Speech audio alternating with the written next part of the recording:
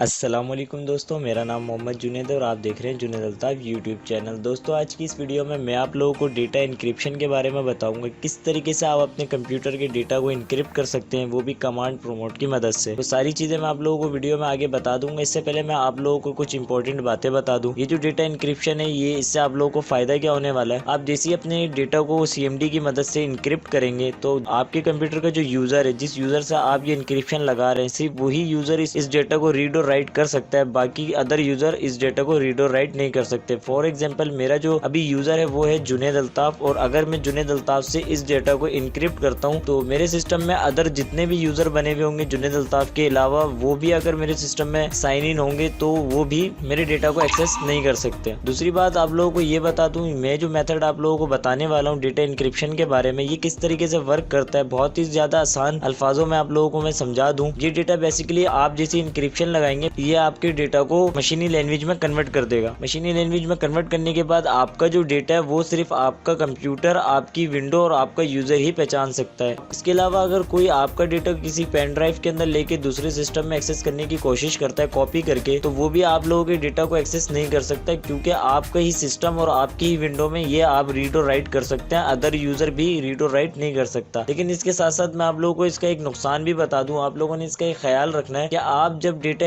Encrypt कर रहे हैं और इनक्रिप्ट करने के बाद आपका जो विंडो है वो करप्ट नहीं होना चाहिए। अगर आपकी विंडो करप्ट हो गई और उसके बाद आपने दूसरी विंडो कर दी तो आप अपने डेटा को दोबारा से रीड नहीं कर सकते, क्योंकि आपने विंडो चेंज कर दी। आपका सिस्टम नहीं पहचानेगा ये डेटा इसी यूजर का और इसी सिस्टम का। तो आप लोगों ने ये ख्याल रखना है, अगर आप कभी अपने डेटा को इनक्रिप्ट कर भी रहे हैं तो अब तो अपने सिस्टम में विंडो इंस्टॉलेशन के दौरान आप अपने डेटा को डिक्रिप्ट कर लें। तो आगे का प्रोसेस मैं आप लोगों को बता दूं कि किस तरीके से आप अपने डेटा को इनक्रिप्ट कर सकते हैं। तो मैं अपने चलता हूँ एक फोल्डर के अंदर, जिसके अंदर मेरा डेटा है, जिसको मैं जो इनक्रिप्ट करूंगा। तो मैंने यहाँ पे एक डेमो के नाम से फोल्डर क्रिएट किया हुआ है।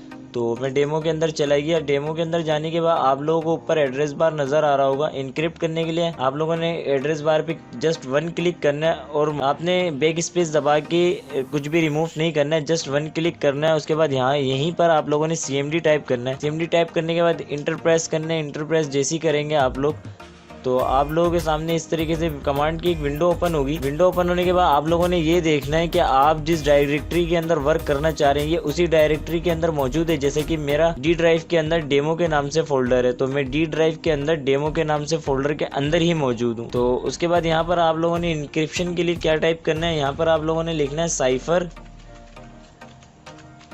स्पेस देना है और फॉरवर्ड / डालने के बाद E लिख देना है।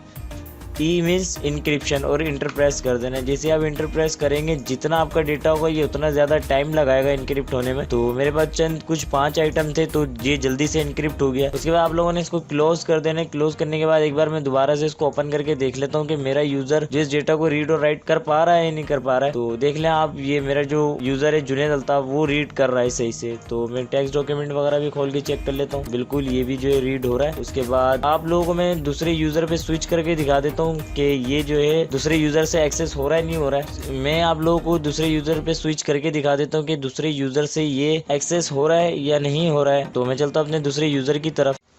दोस्तों, मैंने जो अभी अपने डेटा को इनक्रिप्ट किया है वो मैंने जुनैद अल्ताफ यूज़र से किया है। तो अभी मैं स्विच कर रहा हूँ होम यूज़र की तरफ। जैसे मैंने होम यूज़र पे क्लिक करा तो ये होम यूज़र की तरफ स्विच हो रहा है। थोड़ा सा वेट कर लेते हैं, क्योंकि यहाँ पे साइन इन का एक ऑप्शन आ रहा है। मैं साइन इन पे क्लिक करूंगा तो ये होम यूज़र के अंदर चला जाएगा। उसके बाद मैं अपने डेटा की तरफ चले जाता हूँ। मेरा डेटा कहाँ पर मौजूद है, मैं मोबाइल से इसलिए रिकॉर्ड कर रहा हूँ क्योंकि इस होम यूज़र के अंदर मैंने अपने स्क्रीन रिकॉर्डर को कॉन्फ़िगर नहीं किया हुआ, इस वजह से जो है मैं मोबाइल से रिकॉर्डिंग कर रहा हूँ। उसके बाद मैं अपने डेमो वाले फोल्डर के अंदर चले जाता हूँ।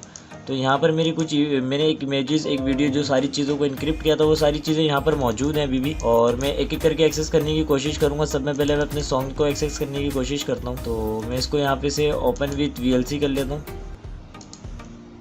देखते हैं क्या एरर दे रहा है। तो आप देख सकते हैं ये एरर दे रहा है और ये प्ले नहीं हो रहा है। उसके बाद मैं इमेज को ओपन करके देख लेता हूँ, तो हमारी इमेज भी ओपन नहीं हो रही है। उसके बाद जो है टेक्स्ट डॉक्यूमेंट को ओपन कर लेता हूँ, ये भी ओपन नहीं हो रहा है। उसके बाद जो है मैं वर्ड की फाइल को ओपन करने की कोशिश करूँगा। तो हमारी जो वर्ड की फाइल है जिसके अंदर मेरा डेटा है वर्ड के अंदर, वो भी ओपन नहीं हो रहा है क्योंकि मैंने इनक्रिप्ट करा हुआ है, इंक्रिप्शन लगाई हुई है। अगर कोई यूएसबी में कॉपी करके ले भी जाता है तो मुझे कोई प्रॉब्लम नहीं है क्योंकि वो एक्सेस नहीं कर सकता मेरे डेटा को।